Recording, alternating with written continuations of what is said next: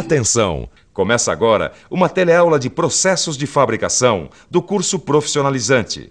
Você vai assistir a teleaula de número 32. Bons estudos!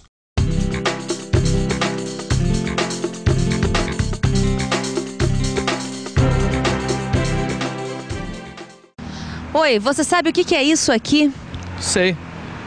Isso é uma porca e um parafuso. Uma porca e um parafuso. Um parafuso e uma porca. Pelo jeito, todo mundo sabe o que é uma porca e um parafuso. Mas será que todo mundo já parou para pensar quanto a gente depende dessas duas pecinhas no nosso dia a dia? As porcas e os parafusos estão presentes na maioria dos utensílios que usamos todos os dias. Eles são responsáveis pela união das várias partes de conjuntos mecânicos ou de objetos que, de uma outra forma, não teriam como juntar as suas diversas partes. Como você sabe, para montar conjuntos mecânicos são utilizados diferentes processos de união das suas diversas partes, dependendo do uso que vai ser dado para esse conjunto. É possível uni-los, por exemplo, por soldagem, por rebitagem ou por meio de porcas e parafusos. Na teleaula de hoje, você vai conhecer a operação chamada roscamento, que produz os filetes de que a rosca é composta. Vai conhecer os tipos de rosca e sua classificação. Finalmente, vai aprender como roscar manualmente com machos. Sem essa operação, seria impossível fabricar essas utilíssimas porcas e parafusos.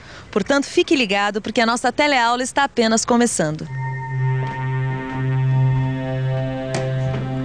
Oi, Ananias, tudo bom? Oi, Caio, tudo bem? Nossa, quanta porca e parafusinho, hein? Eu tô fazendo um trabalho aqui pra minha vizinha, pra dona Carla, aí eu tive que desmontar esse chuveiro. Sabe que eu nunca aprendi a produzir esses filetes de rosca aqui? Essa é uma operação chamada roscamento, e com ela você consegue produzir uma rosca com formato e dimensões normalizadas. Eu sei que existem dois tipos de rosca. A rosca interna, como essa porquinha aqui, e a rosca externa, como é o caso desse parafusinho. Então, o roscamento também pode ser chamado de interno ou externo, conforme a peça que você vai produzir. E que tipo de ferramenta eu uso na operação de abrir rosca interna? Essa ferramenta aqui, ó, chamada macho para roscar. Macho para roscar, Ananias? É isso mesmo, macho para roscar. São essas ferramentas aqui. Elas geralmente são fabricadas em aço rápido e servem tanto para operações manuais como para máquinas. Os manuais, como esses aqui, são mais curtos e apresentados em jogos para 2 peças, quando você tiver que fazer uma rosca fina, ou 3 peças, com variações na entrada na rosca e no diâmetro efetivo para roscas normais. O primeiro tem a parte filetada ou roscada em forma de cone. O segundo tem os primeiros filetes em forma de cone e o restante em forma de cilindro. O terceiro é todo cilíndrico na parte filetada. Os 2 primeiros são para desbaste, o terceiro é para acabamento. Os machos para roscar à máquina são apresentados em uma peça e têm o comprimento total maior do que o macho manual. Os machos para roscar são caracterizados pelos seus sistemas de rosca, que podem ser métrico, baseado em milímetros, Whitworth, baseado em polegadas, e americano, também baseado em polegadas. Os machos são caracterizados também pela aplicação, que é de roscar peças internamente, pelo passo, que é medido pelo sistema métrico decimal ou número de filetes por polegada, o que indica se a rosca é normal ou fina, pelo seu diâmetro externo ou nominal, que é o diâmetro da parte roscada, pelo diâmetro da espiga ou haste cilíndrica, que indica se o macho serve ou não para fazer rosca em furos mais profundos. E, finalmente, pelo sentido da rosca, à direita ou à esquerda. Ananias, eu andei reparando e os machos possuem mais de um tipo de canais ou ranhuras, né? É isso mesmo, Caio. Olha, esses canais aqui, eles têm várias funções. Tanto um quanto o outro servem para receber e transportar os cavacos e conduzir os fluidos de corte até o ponto onde os cavacos são formados. Tá bom, mas eu queria ficar um pouco mais por dentro desse assunto.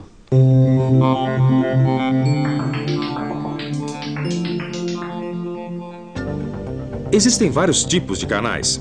Os canais retos são de uso geral, empregados nos machos manuais e também em máquinas como rosqueadeiras automáticas e tornos automáticos, para roscar materiais que formam cavacos curtos.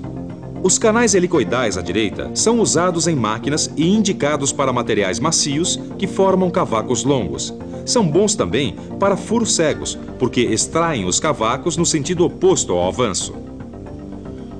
Os canais helicoidais à esquerda são adequados para roscar furos passantes na fabricação de porcas, em roscas passantes de pequeno comprimento. Para roscar chapas e furos passantes, é necessário canais com entrada helicoidal curta. Existem também canais com entradas helicoidais contínuas. A função desta entrada é eliminar os cavacos para frente durante os roscamentos. São empregados para furos passantes. Os canais de lubrificação retos, de pouca largura, têm função de conduzir o lubrificante para a zona de formação do cavaco. Finalmente, os machos sem canais. São os machos laminadores de rosca. Trabalham sem cavacos, pois fazem a rosca por conformação. São usados em materiais que se deformam plasticamente.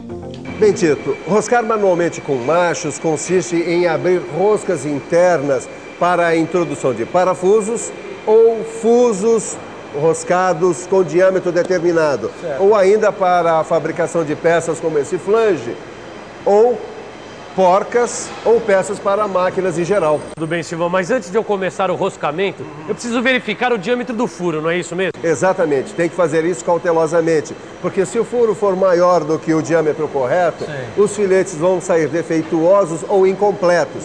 Agora, se o furo for menor, o que acontece? O macho vai entrar forçado e o fluido de corte não vai penetrar, provocando atrito, ocasionando assim o aquecimento e a dilatação. E você já sabe qual é o resultado disso, não é? Bom, deixa eu ver, eu acho que o macho vai ficar travado dentro do furo, não é isso? Exato, e vai quebrar. Para evitar esse problema, você vai consultar tabelas que relacionam o diâmetro da broca que realiza o furo e a rosca que se quer obter.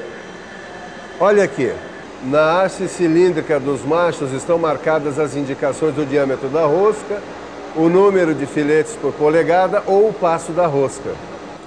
E todos os furos para roscas devem ser escariados em 90 graus para evitar que as entradas das roscas formem rebarbas.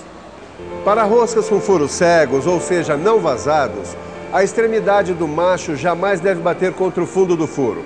Assim, sempre que possível, furar mais profundo que o necessário para fazer a rosca, a fim de que se obtenha espaço para reter as aparas. Se não for possível um furo mais profundo, é bom ir removendo sempre as aparas que se alojam no fundo do furo. Para furos com diâmetro menor do que 5 milímetros, você deve usar um desandador muito leve para que possa sentir melhor as reações do metal. Deve-se também retirar e limpar frequentemente o macho. Para furos de difícil acesso, nos quais não seja possível o uso do desandador, usar a extensão também conhecida como desandador T. Bem, você já conheceu a ferramenta utilizada para fazer um roscamento. Já viu também alguns cuidados que são necessários na execução dessa operação. Agora está na hora de ver a operação em si, passo a passo. Ou seja, conhecer todo o processo de execução que envolve roscar manualmente com machos. O primeiro passo, você já sabe, é sempre a fixação da peça previamente furada e escariada na morsa, caso haja necessidade. Se possível, mantenha o furo que será roscado em posição vertical. Em seguida, você deve selecionar o macho e o desandador adequados à operação. Não se esqueça de que o tamanho do desandador deve ser proporcional ao tamanho do macho. Coloque o primeiro macho no desandador. Lembre-se também de que os machos devem ser usados na seguinte ordem: o primeiro e o segundo para desbaste e o terceiro para acabamento. O fluido de corte deve ser selecionado segundo as características do material a roscar. O uso de fluido de corte inadequado ou mesmo a sua não utilização pode causar problemas como o aumento do esforço para abrir a rosca, falhas nos filetes, gripagem e quebra do macho. Então inicie o processo de roscamento, introduzindo o macho no furo, exercendo leve pressão sobre ele mesmo, dando as voltas necessárias até que se inicie o corte. Nesse momento, é muito importante verificar a perpendicularidade com o esquadro e, se houver necessidade, corrigir. O macho é introduzido progressivamente por meio de movimentos circulares alternados, ou seja, de vai e volta. Além de facilitar o corte, esses movimentos quebram o cavaco e permitem a entrada do fluido de corte. Ao terminar essa operação, você deve passar o segundo macho.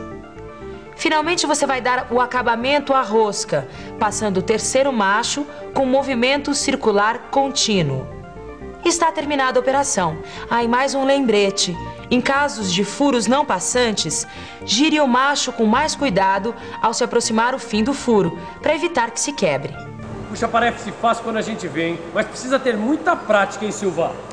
Na verdade, Tito, o roscamento é uma das operações em usinagem que mais exigem cuidados do profissional. Seja pela dificuldade da remoção dos cavacos ou pela dificuldade de uma lubrificação adequada nas arestas cortantes das ferramentas. Mas como é que a gente faz para diminuir esse tipo de problema? Tomando uma série de cuidados. Por exemplo, escolher material que tenha menor resistência à usinagem, evitando que a profundidade da rosca exceda 1,5 vezes o seu próprio diâmetro, deixando uma folga adequada no caso dos furos cegos. E tem aquilo que você me tinha dito, né? Sobre o furo prévio ter as dimensões especificadas em tabela para cada tipo de rosca. Enfim, Tito, todo cuidado na seleção de ferramentas, do equipamento, da velocidade de corte e do lubrificante. Pois bem, todas essas escolhas devem ser criteriosas. Uma escolha apressada ou descuidada pode estragar o seu trabalho, causando prejuízo e perda de tempo. Mas eu gostei muito dessa operação, Silva. Mas e as roscas externas? Como é que a gente faz para abrir as roscas externas? Calma, Tito, uma coisa de cada vez. Deixa um pouquinho para a teleaula que vem. Seria bom fazer uma revisão de tudo isso. Vamos lá? E atenção, se liga aí que é hora da revisão. Na teleaula de hoje, você viu uma operação conhecida como roscamento, que produz uma rosca com formato e dimensões normalizadas. Aprendeu que a operação de roscamento interno é feita com uma ferramenta chamada macho e conheceu as suas principais características. Constatou que os machos apresentam canais ou ranhuras que têm várias funções. E acompanhou passo a passo todo o processo de execução da operação de roscar manualmente com macho. Apesar de você ter visto na prática a operação de roscar com machos, é muito importante estudar sobre ela.